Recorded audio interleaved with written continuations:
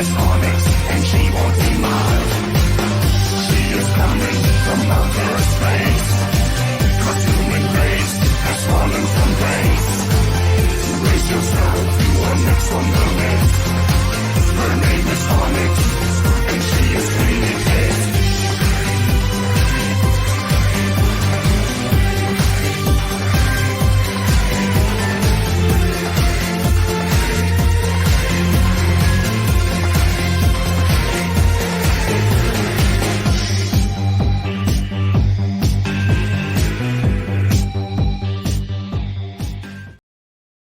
All right, DJ Anubis. And DJ. That was a banger. Yes, sir. Here on our somewhat newish episode and rebranding of my gaming segments. We've rebranded the gaming. Yeah, what is the game is on. Now it's more as when I raid alone. I was making fun of him one day because he was talking about how he raids, and I'm like, you don't raid with anyone, you raid alone. So yeah, so like I play World of Warcraft, and although I haven't been playing lately, but whenever I do race because of my time constraints, I don't really jump in with people, so I just go back to further expansions and just to run them myself. And then Sounds like a play off that Godsmack song, I Stand Alone. Exactly. Alone. So we are here with special guest Hawg from Hawg Gaming. And sir, thank you very much for taking the time out to talk to us. Yes, sir. Yes, sir. Thanks for having me. So how are you doing so far tonight? I can't complain. Won't do no good anyway. Don't nobody want to listen. So for the people watching, just kind of give them a breakdown of what your channel's about and how you got started doing your channel and stuff. Well, my YouTube journey started, I guess, in 2017 with a channel called Mr. Bass Outdoors. I fish for a living. I've been fishing since I could walk. Just a big part of my life. It's not really a hobby. It's a lifestyle for a lot of us that live in this part of the country. But I just started making that channel. It started literally from zip tying an iPad. I had a little pink case and all. It was goofy as hell, but I zip tied it to my trolling motor and had a viral video picked up. We rescued this chipmunk from drowning. It was swimming across this pond, and we scooped it up. And you'll be amazed at the negativity that something like that can generate. People are all mad going, man, you threw that chipmunk in there and all this. And I took the time one day and answered some of them. I said, yeah, I always carry a spare chipmunk in my wallet when we're not catching fish.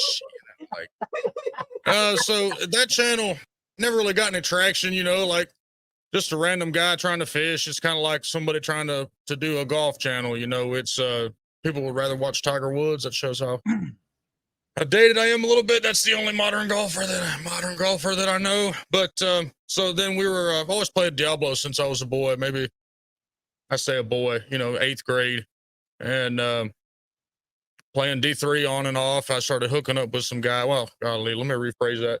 I linked up with some dudes playing, and they were like, "Man, you got a cool personality, and you kind of stand out. You should do a channel about this." And so, after a while, a couple of people tell you the same thing. You probably ought to listen. So I started making a Diablo channel, and a couple months later, I had 1,000 subs. And as you can imagine, my old lady was mad as hell about it. I mean, she's like, "You're 36 years old. You're starting a damn video game channel. You got other stuff going on and all this." And, so she was a trooper. She made through. And then she kind of saw the potential in things. And if you catch my drift, I think she actually Googled like what Asmongold made or something crazy like that. And she saw like Donald Duck and Mr. Rich or whatever. His eyes are all money signs. Yeah. I said, "Baby, if I can get a taste," I'm talking about just a drop of what he's got, so that's what kind of gave me permission to sink full-fledged. But we really geared towards the launch of Diablo 4. That's what we have all been waiting for 10 years. And Diablo 3, we built a damn computer. We went straight to GameStop. This is again going to show some age, where you pre-ordered everything, you had a physical copy, and then we built the PC and we installed D3 and we played it. If you've seen South Park World of Warcraft episode, that's what we did. It's me and my cousin, my best friend, playing that. But so we've been waiting for this for a long time. We built the channel up, and I've just been blessed to have my videos shown to a lot of different people here now.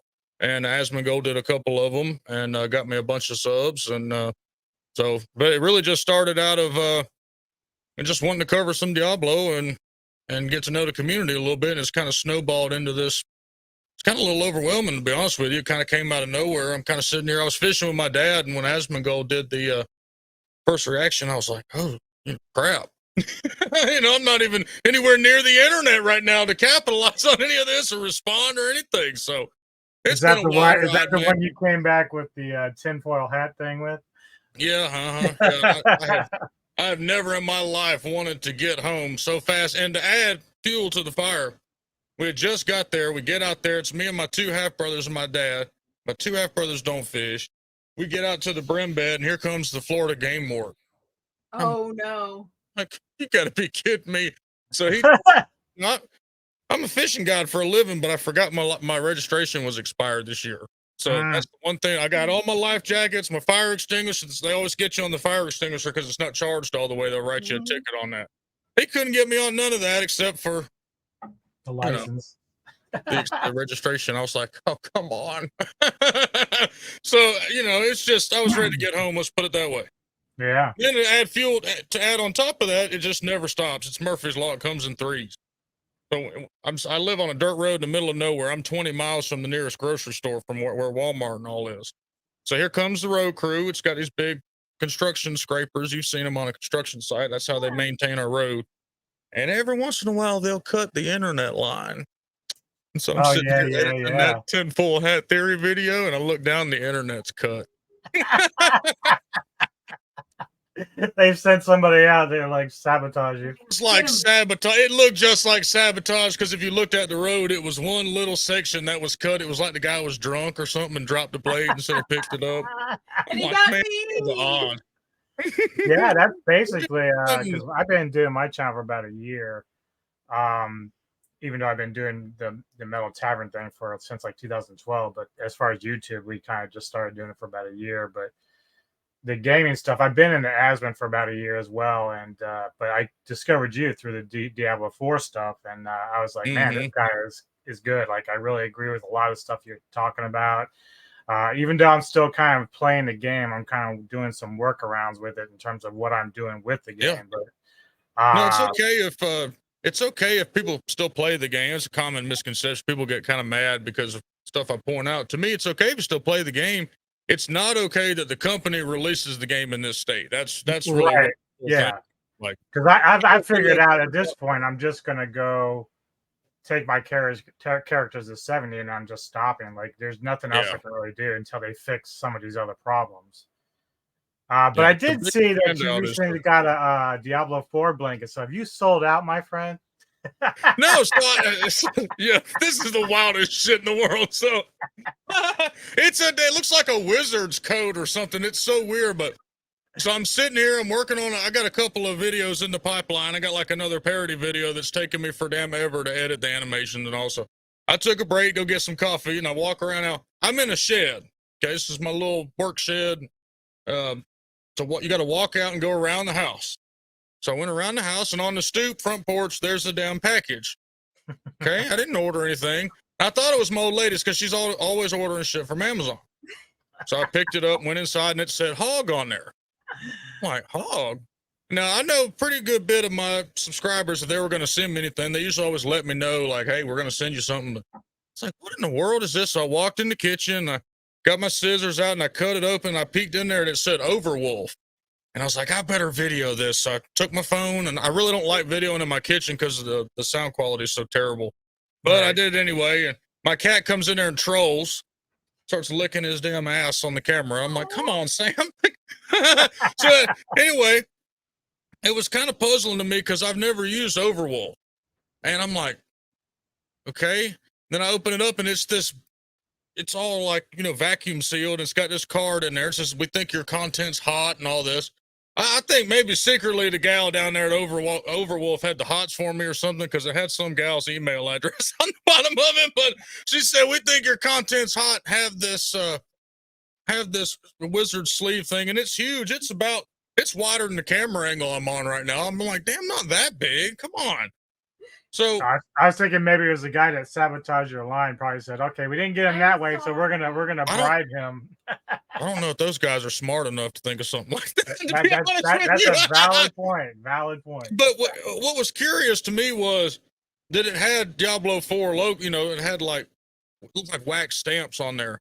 And to me, you would have to get a license to use that.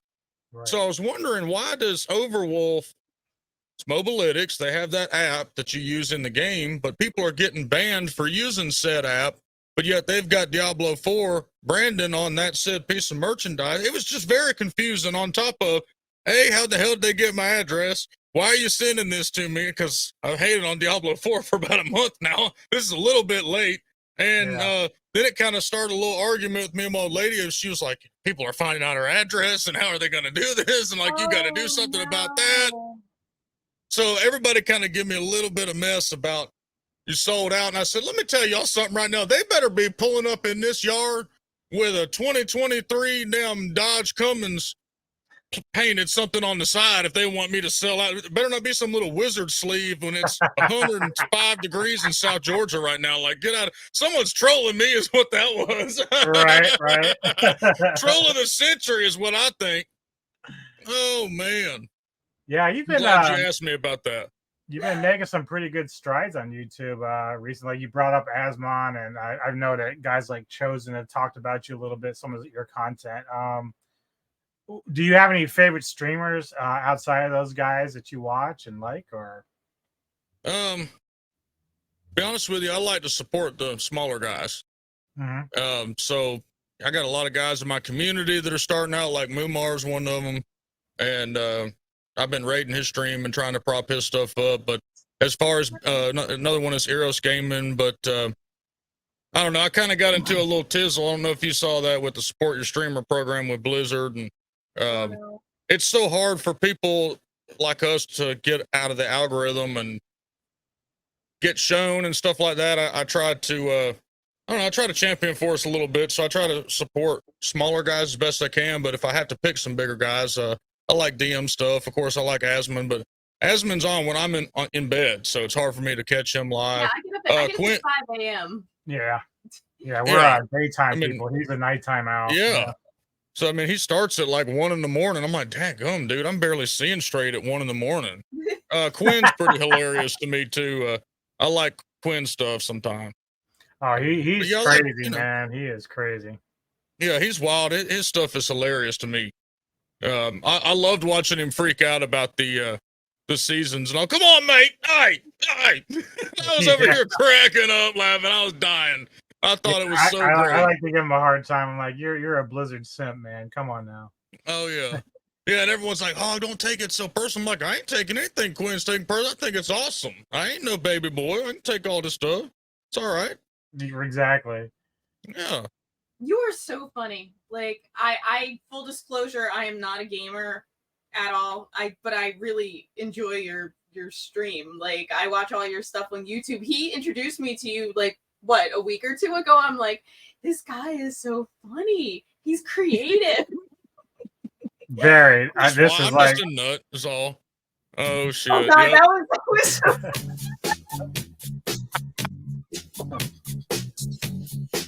I got another one like this in the works. It's not Michael Jackson, but oh my god, it's in the I works. almost like cried. I was laughing so hard. And the facial expression. That right there is the power of ADHD right there. Now it's a curse and a blessing at the same time. Sometimes that shit will just hit you out of nowhere, and you're like, oh, Billie Jean, Michael Jackson. Yes.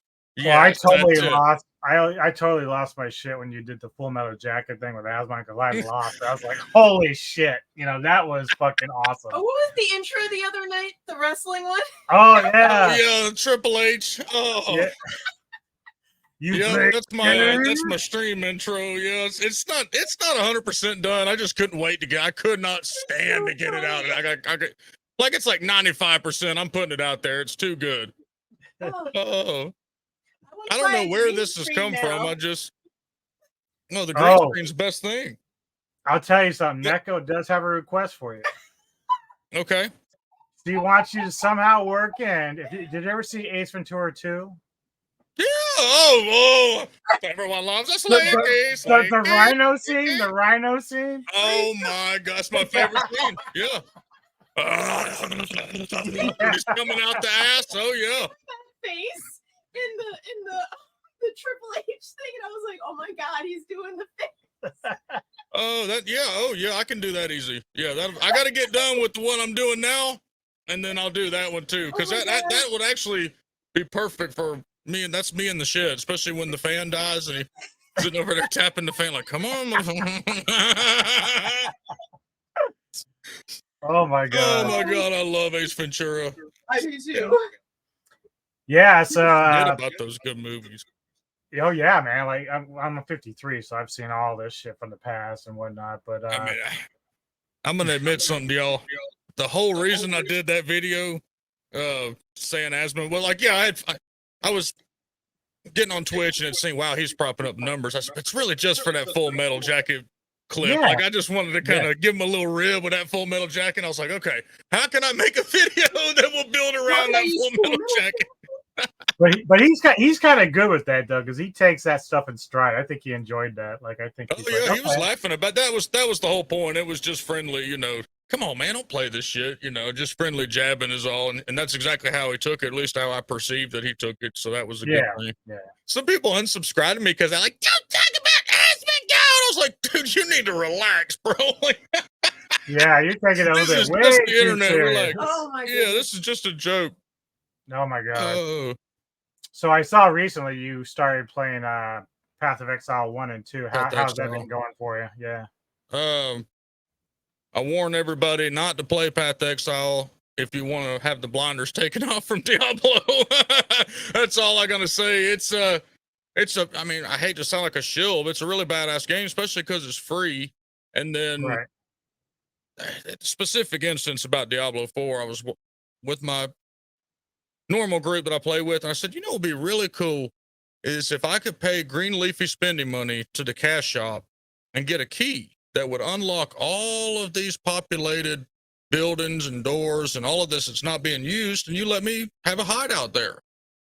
Let me have a clan hideout. Let me have somewhere I can customize. It's little teeny things like that that's lacking in the game. The second I get into Path of Exile, my whole stream's like, hee. They sound like Peter Griffin over there, like, hee, wait till he sees all this. And so then I go see the hideout, which you can have like 12 different hideouts or some crazy number. Clan hideouts, clan stash, where you can share items with everything. And then when they say you can build your own way, legit can build your own way. So one guy in my chat had a whirlwind witch. So, Wow. okay, so they're playing a barbarian spell on a like a wizard class. Yeah. I had war cries on my witch, for Pete's sake. So it was just really cool. Yeah, it's a little overwhelming for new players, but that's because they open the passive tree. They don't realize that each class starts at a certain area of that tree, and it's not really that overwhelming. It just gives you infinite possibilities. Do whatever you want to. You just have to kind of slow down and read what it's trying to tell you. Right.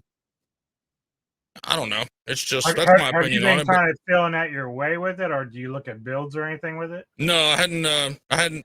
I feel personally that you'll learn the game better. And I actually made a video, man, it was probably 6 months ago, about max roll. And I was trying to tell everybody, because it was a big thing in Diablo 3, everybody would just go straight to max roll. Not negative about max roll. Max roll is a great source, great tool. But you still need to know how to, it's like using a wrench on a car, not knowing how to fix the car. You still need to know how to fix the car to use the tool, if that makes any sense. Like, you need to know how to play the game. So if you immediately go to the guide, you're going to lose a in-depth knowledge of how the base of the game works. So that's the way that I'm approaching it. I've been playing ARPGs for a long time, so I figure I've got kind of somewhat of knowledge that I can go in, even though Diablo is like the kindergarten class and this is like 5th grade. And it really is just a major difference. Yeah, I spent like early parts of Diablo 4 just looking at builds, and then like the same people I watch online, they're like, okay, I got a new build. The very next day, I have a whole different build. So I had to tear everything down. And then even then, sometimes it wasn't even a better build for me. It was so awful. And the respec cost is astronomical. I mean, to they do did that. I mean, adjust that stuff, but like, a little bit too late for a lot that's of people. still a lot of money. Like, yeah, hell yeah. Yeah. So when I was traveling, I his birthday was in March, and I bought him a brand new gaming computer because I felt guilty for being away for his birthday. And his last gaming computer, it lasted guilt gift. yeah, it lasted like 10 years. So I got him a new like a giant monitor and a gaming computer. And one of my coworkers, he like spec'd it out for me because I don't know anything about computers or whatever. And he was telling me, he's like, oh, at the time, he was like, I'm playing Hogwarts, but I want to upgrade. I want to do this. Like, I want to get a new card or something. So my coworker is very knowledgeable about computers, and he told me to get like the specifications for his old computer. And my coworker's like, I don't even recommend upgrading this computer. You should throw it in the trash. When did you buy this old computer? I'm like, I guess like 10 years ago. He's like, no. Yeah, I thought do you even love your husband? I thought that was the funniest thing. Like, she's telling me, let's just upgrade your computer. I'm like, okay. So then it's her coworkers that are able to convince her to actually get me a new one, which I'm like, do you love your husband? Yeah. How can he play Hogwarts on this shitty computer? Just delete that there. Right. There's an old saying that it's like kind of a hidden gem in Metallica's Saint Anger documentary, and Lars is playing some just absolute pile of crap song for his dad, and his dad's sitting there, and he says, I would just say delete that one there. That's what you were saying about that computer. Just delete that. Just throw that out. We'll start fresh, brand new. I swear he's gotten even more into gaming since he got the new computer, because he's really like, he picked back up on World of Warcraft, and then he did the beta for Diablo, and now he's playing Diablo. Yeah. But he started really following you guys, so like he loves all the commentary and the tips, and like he was saying, he's following the people like, this is how you get a build. And me, I have no idea what's going on because I don't even play. I'm just like, Tree of Whispers, whatever. What is that? Yeah, the thing, what's funny about Hawg is like when you watch his videos, it really comes down to this about his feelings with D4, right? This is how he feels about it all.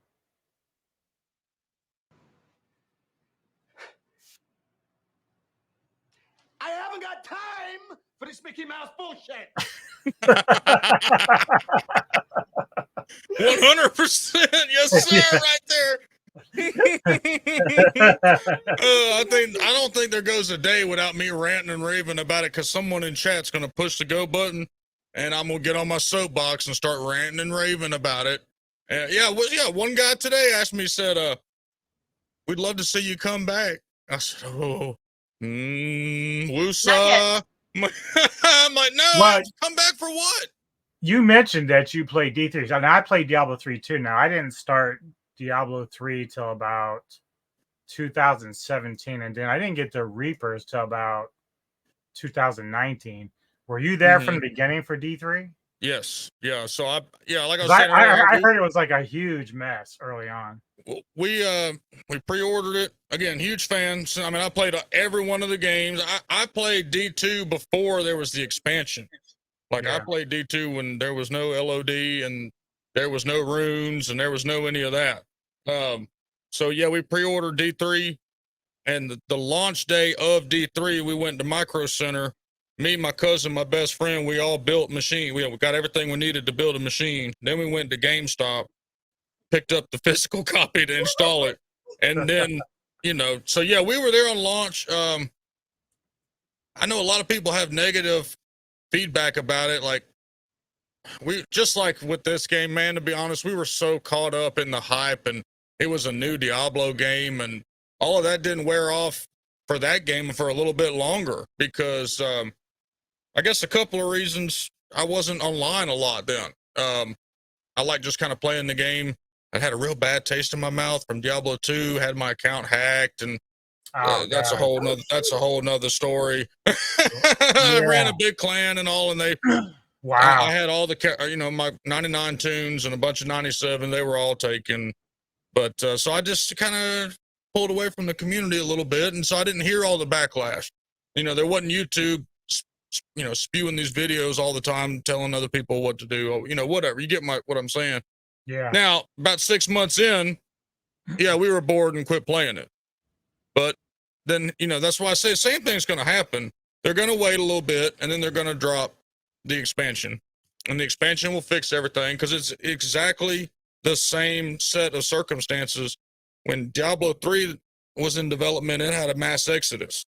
Yeah. Same thing with here. They had a mass exodus due to sexual harassment and a bunch of other stuff that was going on. And, you know, talking with other developers and talking with my dad, who's a software engineer developer, and all this, the code's in shambles. It's just my opinion. Think of a big mound of spaghetti. And if you pull one piece of spaghetti, you know, some of it comes in. That's why we see little things that they're not planning on happen after they release a patch. And I don't know. There's a little sneaky suspicion. I've been doing some Inspector Hawgen, you know, looking around, doing some detective work. And I don't think this game was developed until 2019, to be honest with y'all. You're probably right. And like, I know that around guys like Ackman, that, you know, he's like recently saying that some of the people that worked on Baldur's Gate 3, they like, there was only like 400 devs on that, but for Blizzard they have almost like 1,000 or more. And like, yeah. It's still this many problems within it. Like, I've been convinced, and I was telling her, the minute that Diablo 4 dropped, they just figured that we're all the game testers. They don't have to pay us. We have to pay them to test their own damn game. Kind of true. Yeah. You know? Well, that developer, I don't know if y'all saw the little clip of that developer that said it was a shell. He's 100% right, and he did say it would be used to regenerate sales. And the most recent Activision investor shareholder report that they released did say that release of Diablo 4 has renewed interest in Diablo Immortal, which is why they did that live stream, which pushed more people over there. But not to spoil, I got a video coming out. I'm almost done with it. It's I've been doing some, you know, like I said, some Inspector Hawgen, some pretty bit on the last couple of days. But I dove into the credits, and I dove into some people's LinkedIn, and there's some strange things going on. There's really it doesn't add up to me. I think a lot of it was outsourced. I mean, if you I need don't some know. help with research, I'm really good at finding out things about people. She is actually. She's like a bulldog. We'll be talking later. Yeah. Yeah. I'll tell you though, because you know, you were making some points early on in your videos, and I don't want to stay too much on this. I got more to ask you, but yeah, you were making some great points about the microtransactions and all this other stuff, and a lot of that stuff's coming to fruition, man. Like, we're seeing a lot more of that, especially with season 1. Like, I got duped into hitting the freaking season pass and all that crap like everyone else. So, and there's no way to there's no way to get it back. So it's like, you know, you're screwed. But scam, dude. It's a scam. I mean, I was gonna say, this is like the perfect business plan ever invented. You have to pay for a game, and then you have to pay to play the game. And then to keep getting things, you have to keep paying, and they're constantly getting a stream of income. Yeah. Yeah, and they artificially limit you. So the longer you stay in game, the less loot you get, which means you're going to stay in game longer. And it's like, and it's been proven that they have been doing that. You are absolutely correct. It's been true that they understand the addictive properties of gaming. So what they're doing is they're keeping you on longer, and they're trying to just dangle things in front of you. Oh yeah, they make it such a freaking grind. Dude. I just sent you that article about the kid in college who like lost his. He didn't die, but he lost his life. Like, he was in college doing well. He got addicted to the video games, but he was saying what they do is they just small little breadcrumbs. And then he would sell plasma so that he didn't want to get a job. He was selling plasma so that he had money. And obviously that's a very extreme example, but they know what they're doing by screwing people over. Instead of giving them quality entertainment, they know that they can keep you online longer and the microtransactions and keep you paying. And they know if they do that and they give you just a taste, it's like an addiction. They will keep stringing you along until, he gets fed up sometimes. And I know you said you've been fed up, and other people are, because you're a little bit more serious. You're like, I'm here strictly for my entertainment. And if it's not, I have a life, I have a family. If it's not going to be fun for me anymore, I'm just going to move on to something else. But then you have young people who easily get looped in because that's just how younger people are wired. Just I think about myself when I was 18, how easy it was for me just to go off and do whatever, and you just don't have the kind of sense that you do when you're a little bit older. And they just the developers rely on that, and they know they're going to make money off of these young people. Yeah. Well, on the other side of the fence, you also have the way older generation that they're the ones that are saying, well, I'm talking about, you know, guys that are 60 or, you know, that have played this game way back, you know, kind of almost late boomers. But they're the ones that say, that are so anti-complaining. They're the ones that say, give it time. They're the ones that say it's just released. Like, that's one of the biggest. Yeah, exactly. Like, you got 100 hours out of it, but they're the same ones that will go play D2 for 20 damn years. And that's what's so confusing. It's like 100 hours is not getting your money out of a Diablo title, in my opinion. You should be able to play this game for at least a couple of years without, you know, really being like, that game sucks. You know, you should be burnt out after whatever. But it's funny to me, those same people, you get stuck behind them at the store because they're calling for the manager, asking for their damn expired coupon to be renewed. And they're telling you, hey, just wait, I want my damn coupon, but they'll tell you not to complain about it being, you know, having a half release game. Yeah. Yeah. That's right. Well, I actually played the first Diablo way back when in late 90s. So you played D2. Did you play D1 too?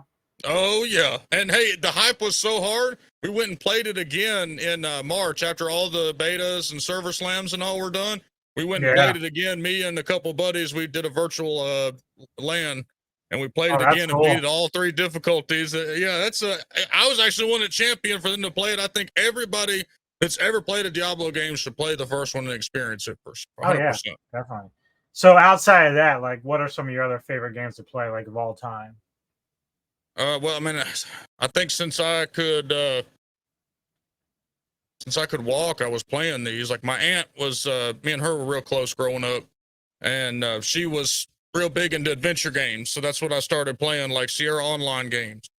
They made the most badass adventure games. I don't know if y'all have ever played a Sierra Online game, but like Larabo and the Dagger of Amun-Ra, that game was so special to me. I actually went and ordered a sealed big box, you know, sealed case off of the damn eBay for $80. And it's in my case in my mom's house. Yeah.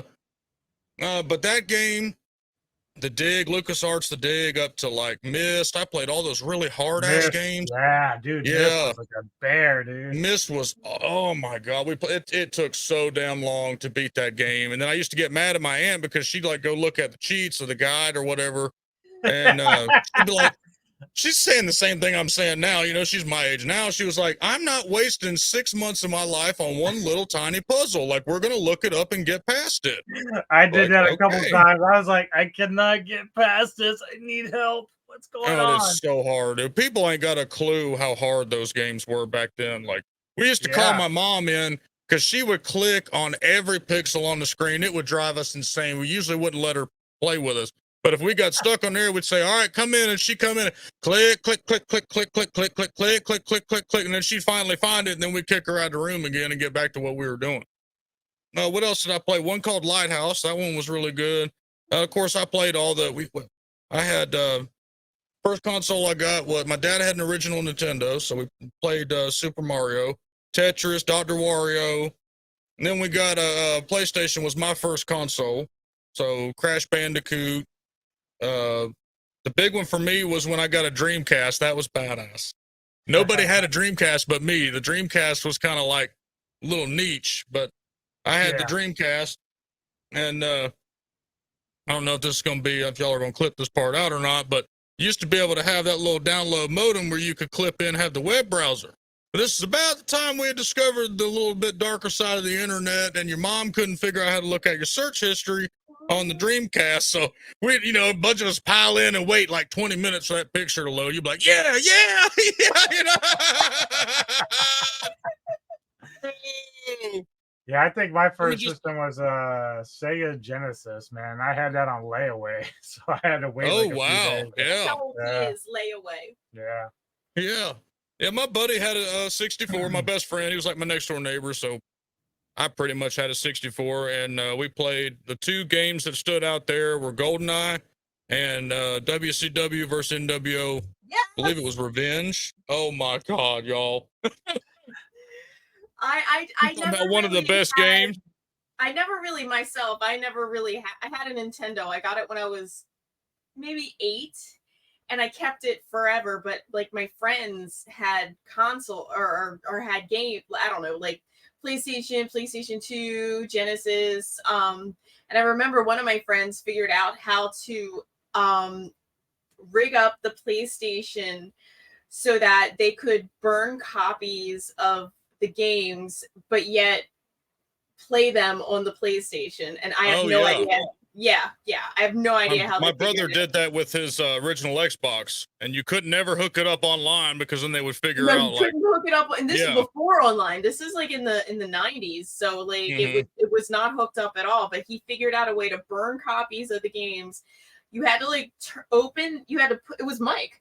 You have to put it in the game, but then you had to open the lid. Oh yeah, yeah, So that it Oh, would wow. like register, yeah. and then you could.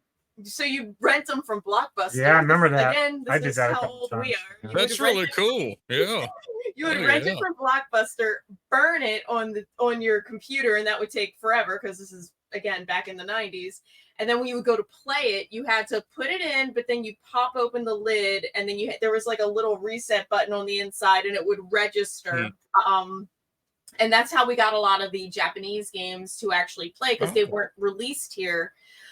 I was always just along for the fun, you know. I'm not hardcore gamers like the two of you, but I still really enjoy I'm casual. I'm I very don't know if I'd casual. call I me just like hardcore to at all. peek. I'm, you know, I just like yeah, to I'm peek just a around. regular guy. Hardcore is like Aslan who sits at his desk for like 24 Yeah. hours. Mhm.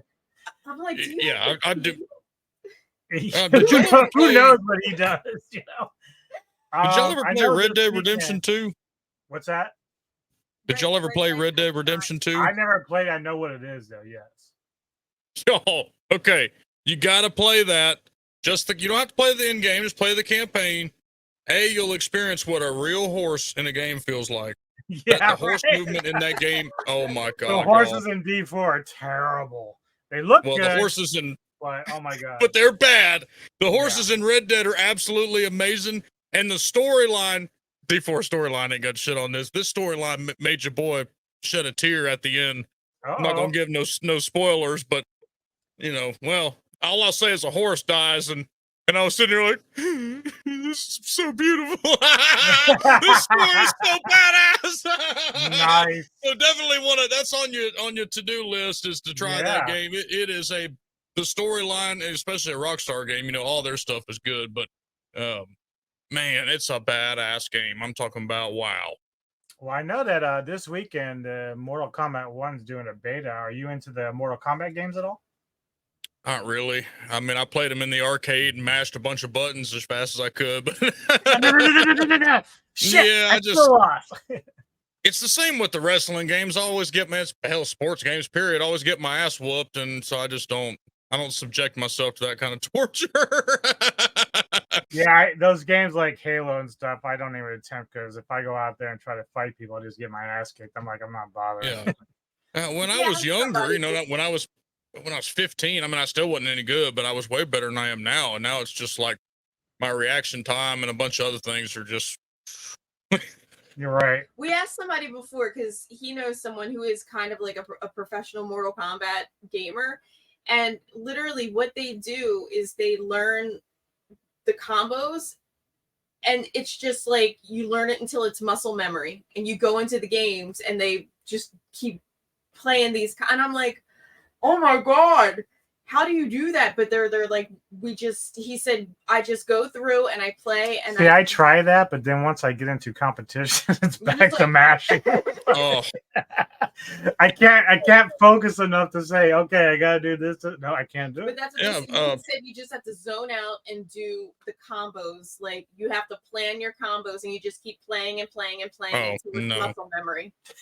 There's no way. I mean, we did Path to Exile. What the league start was at 4:00 today, and I'm going through and I start spazzing out, and I hit escape instead of my potion, and then hit something else, and it exited the whole damn game out. Oh man! And I was just sitting there like, So that's Wow. what happens to me. Like, yeah, there's no being chill and hitting a bunch of damn combos. I'm, shit's happening. I'm hitting escape and the game's leaving. Oh no. Well, outside of the gaming world, what other types of entertainment do you do, or what do you do to like for downtime? Movies or what? I love movies and I love music. I've always been real big into music. I've been in a few bands. Started playing bass when I was like 11. Oh wow. So yeah, I always mess around with that stuff. It's always been metal bands, and I mean, honestly, there's really no free time right now. It's really just I get up, I come out here, I edit damn videos, and then I get on stream, and then I go to bed, and then I wake up and I get out here and I work on editing videos. And, I mean, I ain't been fishing since we'll say I went fishing in Asher. That's not really fishing. I ain't been bass fishing in like 2 months. Usually that's what I'm doing all the time. And Right. it's summer. But it's so hot. Oh Yeah, my but God, no. he's a big time streamer now, so he's got to be in house. Oh yeah, you said you're in South Georgia, so it is quite hot. Yeah, we're up. Yeah, I'm in the armpit of Georgia, like as far south. If this is Georgia, I'm like right here. Yeah. So it's hot, and the gnats Yeah. are real bad. And then when you go on the lake, we got a bunch of hydraulic Yeah. grass everywhere.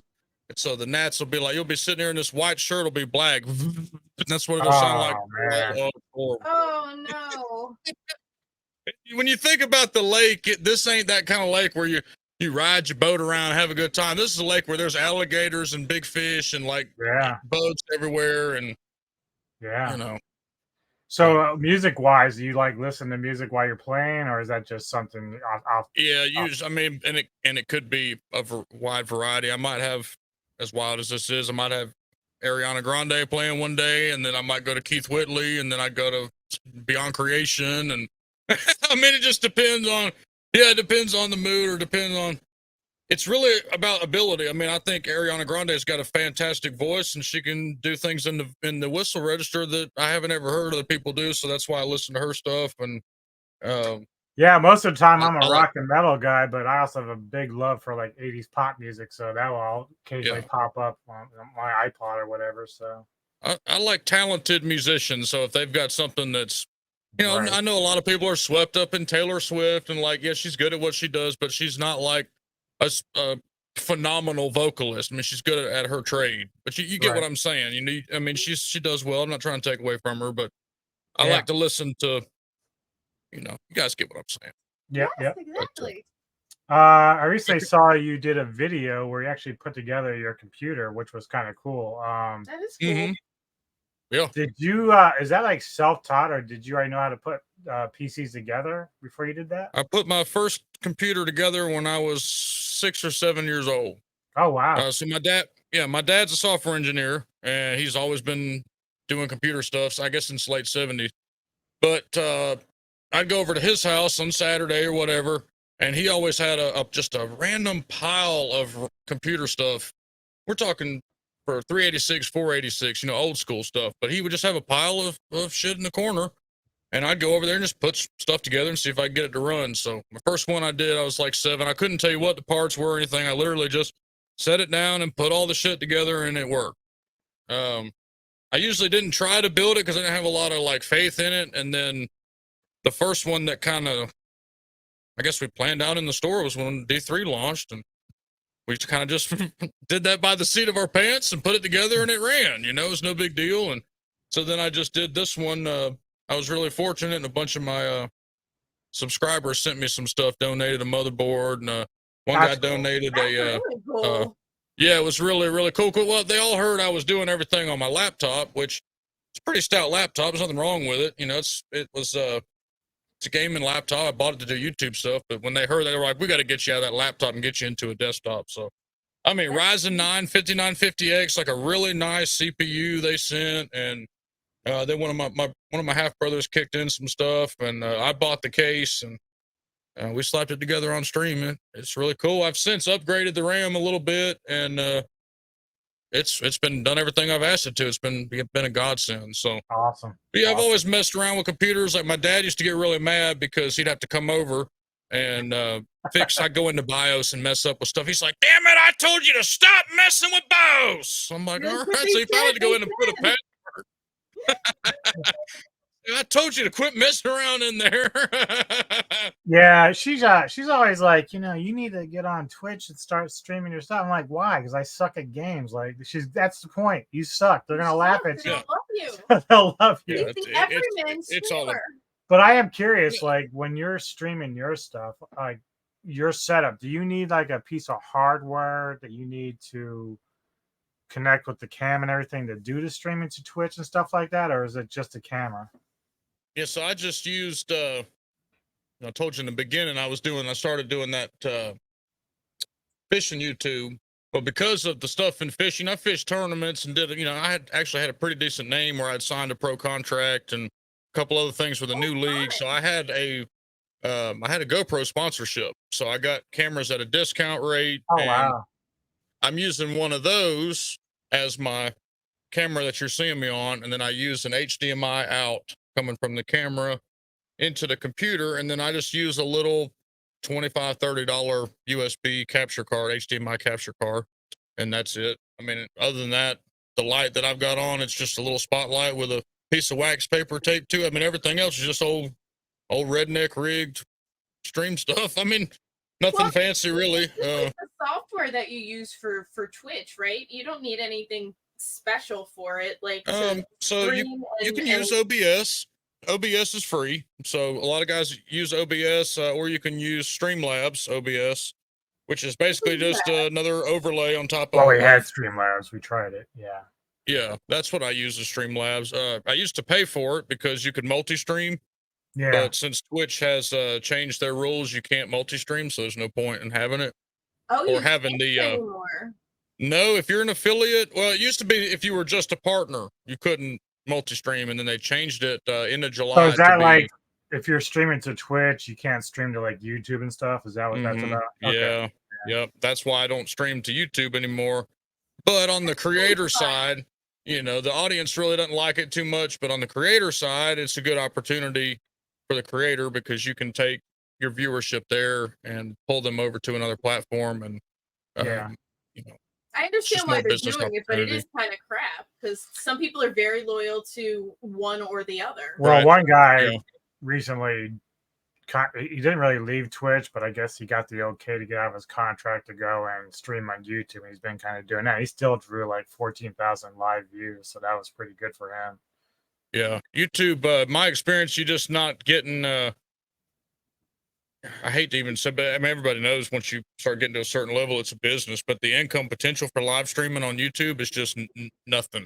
Right. I mean, you really have to rely on your audience to do super chats and stuff. And like guys, like this economy and stuff, I don't know how bad it is where y'all are, but here it's not very good. And I don't expect anybody to be kicking up $10 is a lot of money. I mean, that's at least to me. Yeah.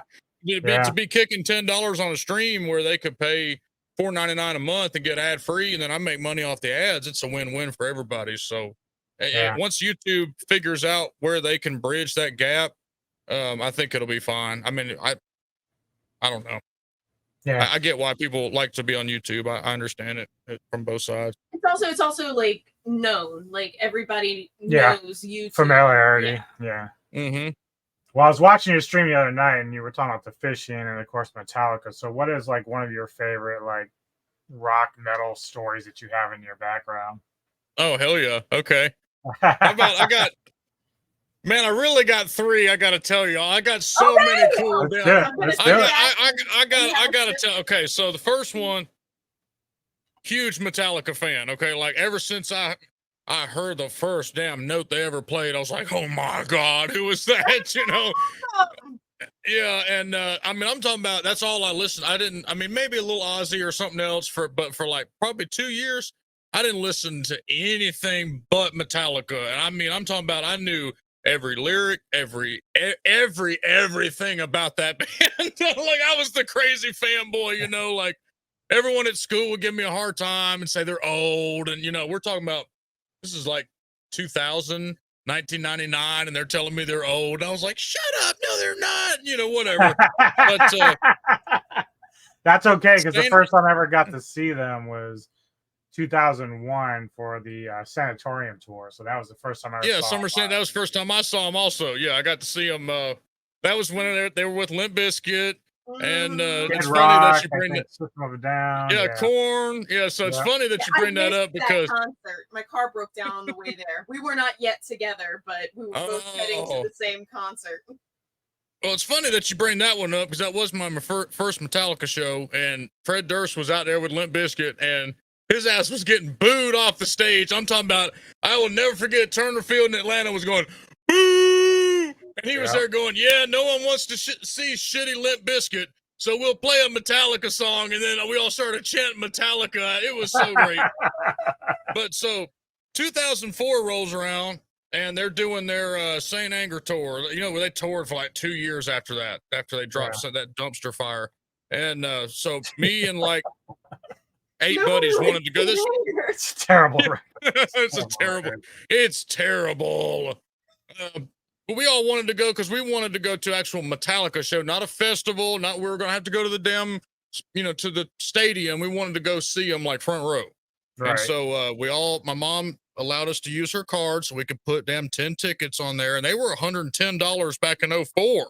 Yeah. So we got all of those tickets, and then I planned everything. I said, look here now, we're going 6 hours early. It was at Gwinnett Arena, and I said, we ain't Mickey Mousing around, we're going. And they were like, huh? What were we, 17 at the time? No one wants to go wait that long. I said, I don't give a shit, we're going. So I made this big flag up, took American flag, and I drew a big Metallica on it on the dining room table, and the Sharpie pen bled through. And this is like a 110-year-old antique dining room table that's like my great grandmother's. My mom was mad as hell. Like you see Metallica across the damn thing in Sharpie. Meanwhile, Hog's like, that's the coolest fucking table ever. I upgraded. I was like, oh, whoops. It finally came off after like a year of scrubbing it with like furniture polish and stuff. That Sharpie wore off, but she was mad as she still has that table and it's not on there anymore. She's but like, so anyway, we made that. Your ass. So she was so pissed. We made that one, and then I made a sign. Rob Trujillo had just joined the band, and it said, Rob, let me play your bass. I can solo to bells, like for him the bell toll. So we loaded that shit up, and we went. And we pulled up, we got in line. We're sitting there waiting 6 hours for the doors open, and there's already maybe 100 people in line. Yeah. And I'm sitting there getting hype, and my buddies, about an hour in, they're like, all right, we're going to go down the street, go get something to eat. And I lost my shit. I said, no, you ain't going nowhere. I said, if you leave right now, you will lose your spot, and I will not let you get back. And don't come here crying to me saying, oh, you didn't get front row. I said, I'm trying to get front damn row on the barricade. Don't play. So long story short, they finally opened the doors. And I'm talking about we hauled ass. So everybody's running. I'm full speed, triathlon, down the damn stairs. They're going, don't run, don't run, don't run. We all fucking run. We're hauling ass. And we got general admin tickets. So it's, Metallica, general admin around the center stage. Right. And so we got right on. I'm talking about barricade was right here on the barricade. There's a microphone in front of me and a wah pedal. And I was like, oh, yeah, we about to have the best show because there's the microphone and Kirk's going to do a solo with the wah pedal. So it was Godsmack Metallica, probably one of the best shows I've ever been to. It's a badass show. And then here comes For Whom the Bell Tolls. For Whom the Bell Tolls comes. And I'm like, okay. And I'm holding that sign up and everybody's getting mad. And then here comes Rob and he waddles over. And you see him squint like this and he starts reading the sign. I'm holding the sign up. And he reads it. He's like, hell yeah, man. Hell yeah. So about 10 minutes later, it's time for his little bass solo. And you can actually go and listen to it. 2004 Metallica at the Gwinnett Center. It's on the recording. He comes over and says, right, here's Rob's bass solo. He waddles over to me and he hits these notes. He goes, do, do, do, do, do, do, do, do, do. And he plucks this real long note. And at that, when he plucks that note, he points at me and he said, this is for you, man. And I'm like, for me? He's like, this is for you, this is for you. And he does the whole bass solo, y'all, right there in front of me, like, playing the whole solo in front of me. I was like, oh my God! It was so badass. So, one that tops this one a little bit. I'm sorry if we go over a little bit, but you're right. You to tell you, okay? So, whatever works. Y'all heard of All That Remains. Yep. Y'all know All That Remains. So, good buddy of mine, Jamie, he worked at a little guitar store and they sold Washburns. So anybody that played a Washburn guitar that was coming to town, he would like work his magic as a dealer rep or whatever and try to get us backstage or whatever the deal was. He wasn't but a couple years older than me at the time. I was like 18. He was like 23. So somehow he calls me. He's like, dude, you're not going to believe this, but I got a hold of All That Remains. He was like, both the guys in All That Remains, Mike and Ollie, play Washburn. And I was like, fuck yeah. You know, he said, so what we're going to do is put them up at La Quinta, this old Roach Coach motel down the road. Like, we're going to put them up at La Quinta, and we're going to like hang out with them all night and, you know, stay at the hotel and all with them. And then we're going to lead them to, Sounds of the Underground tour is what it was. Lamb of God was on there. And, Nice. yeah, so leads us, so we're going to lead them there. And I was like, okay, cool. So we chip our money and we buy like 8 rooms. And this is when Shannon Lucas was in the band from Black Dahlia Murder, like badass drummer. That dude is such a badass drummer. Right. Very odd though. So anyway, here comes now. We had gone. We went down the road and we found a we would say we went down the road. We had planned this for like a week to try to find the firest like tree nugget of weed that we could absolutely find to have the band come in. Like I remember it was delivered to us in a clamshell plastic case. Oh, It was wow. like a quarter nugget. It looked like a miniature Christmas tree. And we were all excited, you know, All That Remains was coming, and here they come pulling up in their raggedy ass bus. This was before they were real big. This was on the Fall Ideals album, second album. Yeah. And so they pull up, and we're talking with them. They're real cool. Phil Labonte is one of the most down-to-earth, coolest motherfuckers I've ever met in my life. I'm going to tell you that right now. That guy will sit there and talk to you all day. He played Xbox with us. I don't know why my cousin sold his Xbox, but he brought his Xbox, and Phil made a profile on that. We played Halo and shit with him. Well, Shannon is a sex addict. I don't know if y'all know this, but there's a little secret about Shannon Lucas. That's his, he's straight edge. He's straight edge, but that's his vice, is sex addict. So we didn't see him for like 3 hours because he had to go in the hotel room and meet Angela in there for a couple hours. We were all like, where's Shannon? They were like, he'll be in later. So then later he come in, he had his little drum pad. You know, he was one of these guys that just nonstop practice all the time. So my buddy Dover was a drummer. I was a bass player. Dover was the drummer. So he was like showing Dover some drumming shit. And anyway, it was a cool last night. We were hanging out with All The Remains in a hotel room. Well, then my buddy Jamie got shit house drunk. I'm talking about 3 sheets to the damn wind. This wasn't a Motley Crue party. Nobody else was doing that except him. Well, everybody else went to bed, and Jamie's shit house, and he ends up like knocking on everybody's door at like 2 a.m, like, let me in. Dude, you're knocking on damn Phil Labonte's door right now. Like, let's put you inside. So we were trying to get him to go in the room. He was staying with me. Our door was open. I don't know what the problem was. He ends up driving home shit house. Leaves us there. God. He's the adult there, you know. So whatever. We wake up in the morning, no Jamie. So I'm in charge now. So we led the band. They're like, what happened last night? We were like, I don't know. That dude got crazy. And so we're just going to take y'all to the venue. Ain't no big deal. So we got down there. They got us, they were supposed to get us passes, but the passes that they got us like didn't let us backstage or something. It was kind of weird and it was kind of bullshit. Yeah. And Phil was like, don't worry about a damn thing. Just wait till we go on. He's like, I got y'all. I'm like, cool.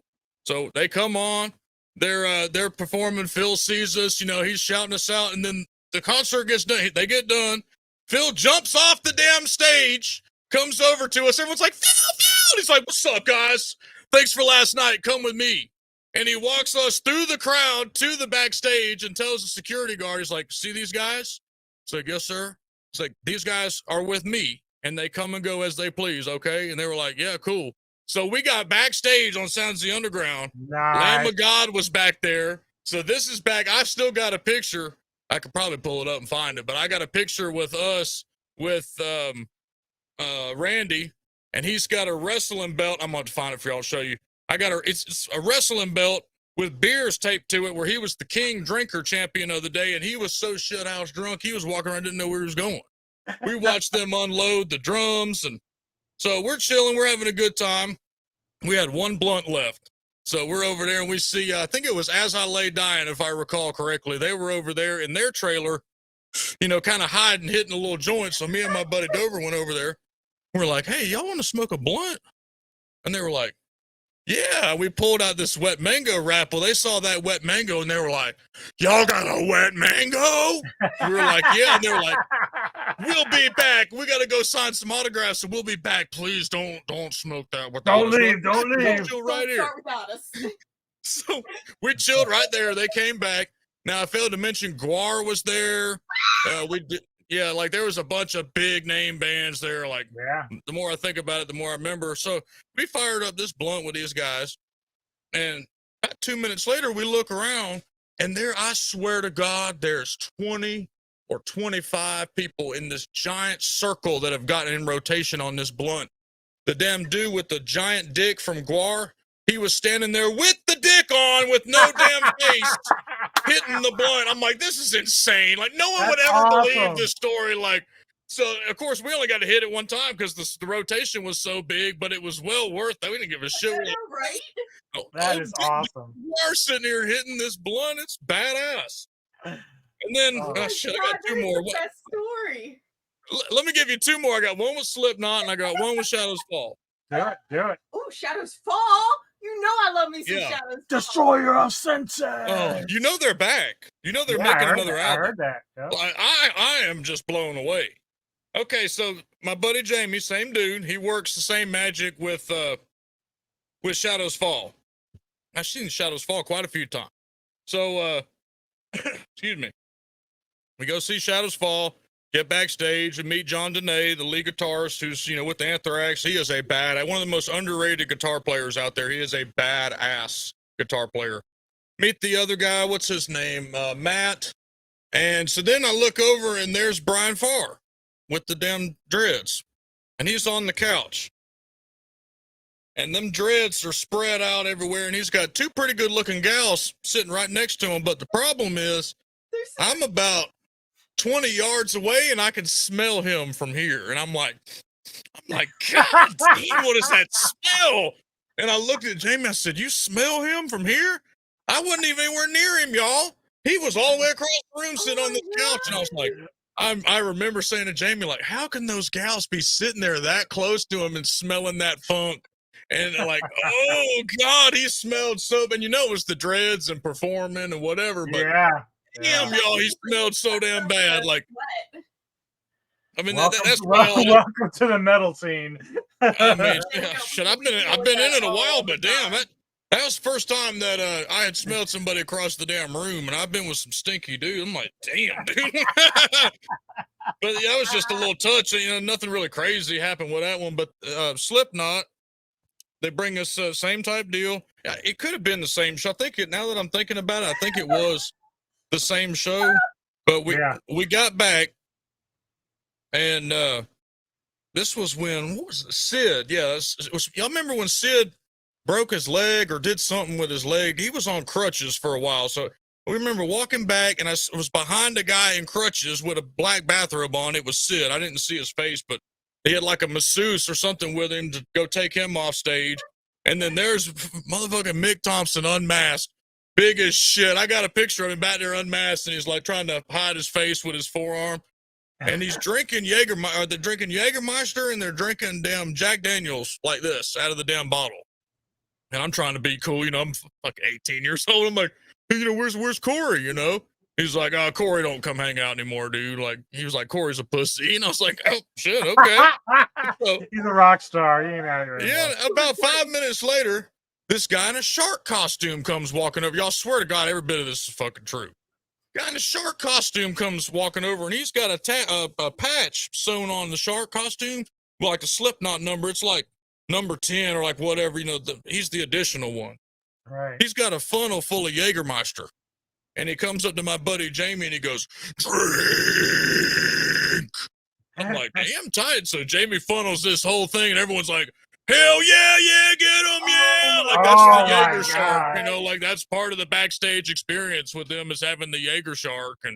And so about 5 minutes later, I look over and there's Paul Gray. I did get to meet and got a picture with Paul Gray before he passed away. Right. But real talk, he was real faded when I met him. He was fucked up, y'all. I mean, I knew then even as a young man, like this guy's got a serious problem because like he wasn't making any sense. Like the picture I have, he's barely like able to hold his head up and shit. Like it was kind of sad. I wish I could say it was a really cool thing, but Yeah. he was out of it. He didn't know. We all know what happened there, but I at least got to meet him. It was pretty cool. Yeah, it was kind of funny. yeah. I think it was maybe late 90s, early 2000s, when Disturbed first came out. And like, I remember meeting Drayman and the guitarist, like just walking around before the show. And I'm like, nowadays, you probably wouldn't even get a chance to do that. But back then, they weren't really known. So those are kind of fun moments. Especially after what happened with Dime. Yeah. You know, there's just, damn. Yeah, and all this happened right around that same time. It was right. Dime died in what, 04? Yep. This I was lucky enough to the be able to see Pantera like 2 or 3 times before he passed. Thank God. But never saw it. Never saw Damage. We were planning on seeing Damage Plan, and he got killed before that happened. Yeah, that's a tragedy, man. Damn, that was the worst one. That one hurt, y'all. That one was a bad one. Metal Communities had a lot of hits. That was the worst one because that was just so undeserved. And what's sad is, I wish I could dig this. My buddy Jamie, I'm still friends with. I keep in touch with him, but I'll send him like growling voicemails sometimes, you know. Oh my God. So we always had this plan to go find Nathan Gale's grave and take a big fat ass shit on it. Just to show, you know, just a big FU for killing Dime. And so I had actually I stumbled upon something that said, you know, he was cremated and his ashes were sprayed somewhere. And so I had to call John, left Jamie a growling message. I said, I regret to inform you that Nathan Gale has been cremated.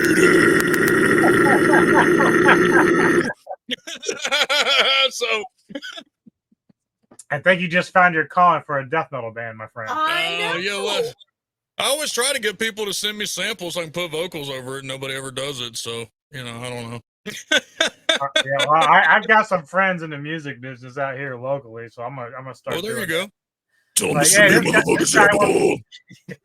Cookie Monster.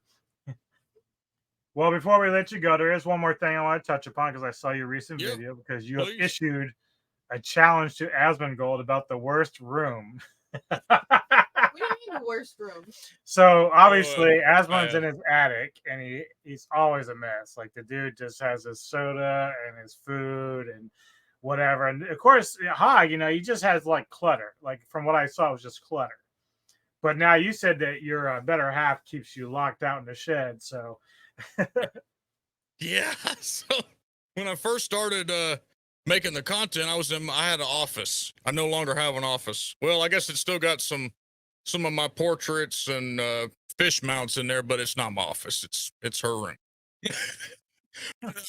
You know, she's a teacher, so she goes to sleep early and wakes up real early. And I used to get up at 3 a.m. and go to bed at 9. Oh, I can't do that anymore because this is a different thing, and you got to be up during peak hours, whatever. She said no more. I'm loud as hell, obviously, as y'all can tell. I mean, my nickname growing up was the Mouth of the South. And so she exiled me out here to the shed. I can be as loud as I want to out here because it's not anywhere inside or anything like that. So, we rent this house, but this was part of the deal. Like, I need a shed. I do a lot of other stuff, and you know, a man needs his damn work shed. You know, so I've just been exiled out here to have to put my computer and do recordings out here too. So. You do what you can do to make it work. I mean, just like we had to get Starlink. I'm running 2 internets now, not 1 but 2. All we can get is just, I have the base 2001 DSL, 1 meg upload, like 20, 30 download. That ain't cutting it for streaming or uploading. I mean, just to upload a video to YouTube takes 3 hours. It's insane. Oh, so now I have Starlink. I have to get Starlink on top of that and then bond them together with an app, so I can have somewhat of a stable. You are quite. You said you're quite rural, so that makes sense. Oh yeah. I used to sail, so I understand like the satellite internet is interesting and being like away. We live in Baltimore, so like we're very fortunate to have, what is it, like 1 gig upload. Yeah, that's really nice. It's Yeah. fiber optic. Hawg's like, fuck you all, Yeah. guys, really? Well, you know what's wild is we're 40 miles north of Tallahassee, capital of Right. Florida. It's not that far. Like we're really not like, yeah, it's like the area is really rural, but we're really not that far from like Dothan's not far and Tallahassee's not far. We should have some modern internet. Plus the giant Lake Seminoles right here. Like It's bad everywhere because even if you go maybe 30 minutes, 40 minutes north of us, they are not even in the same. We have something called FiOS.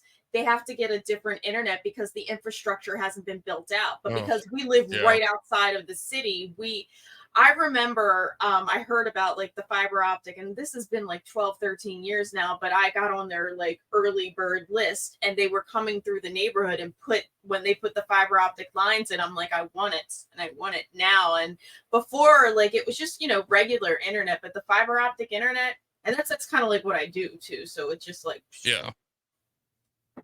Well, man, definitely want to thank you for taking the time to talk to us. You are the funniest. Yeah. Like, Thanks for having me on. This was a lot of fun. Yeah, man. I'll do this anytime y'all want me on. I love coming on here and running my mouth. They used to say I have a 5 horsepower. Yeah, because I mean, I did create a character for Path X, so I just haven't really dived much into it. But you're gonna have to teach him. Yeah, so this little segment that I have on this channel, like if you ever want to come on, man, I'll have you on for sure. Yeah, anytime. Just holler at me. I love doing stuff like this. So, well, where can people find you? I know obviously you have your YouTube channel. I'm gonna put your links in my description box. Yeah, over on YouTube or over on Twitch, and that's really all you need. You can get to my Discord from either one of those. Cool, man. Yeah, I'm easy to find. Awesome. Well, thank you again for hanging out with us and chatting. It was great to talk to you. And if you just want to hang on a minute, we're going to let everyone else go who's watching and do our little outro. And yeah, so hold on one second. You see me for